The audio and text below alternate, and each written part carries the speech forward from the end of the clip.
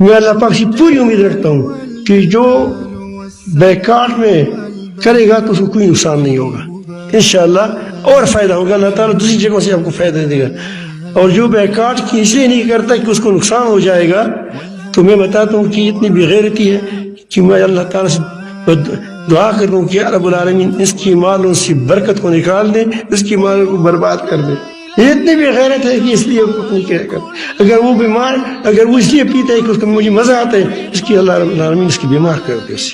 آپ کہیں گے کہ اذار کرتے ہیں، میں کیا کروں، میرے پاس اور کیا ہے؟ ہمارے پاس ہم تو بوڑھی لوگ ہیں، یا دعا ہے یا اذار ہے، یا دعائیں لے لو یا اذار لے لو، دونوں میں سے ایک لے لو۔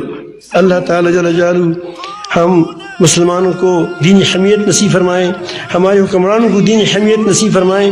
اللہ رب العالمین جل جلالہ ان کو غیرت دے کہ غلامی کی لباس کو تار تار کر کے واقعی حقیقی آزاد مسلمان بن جائے۔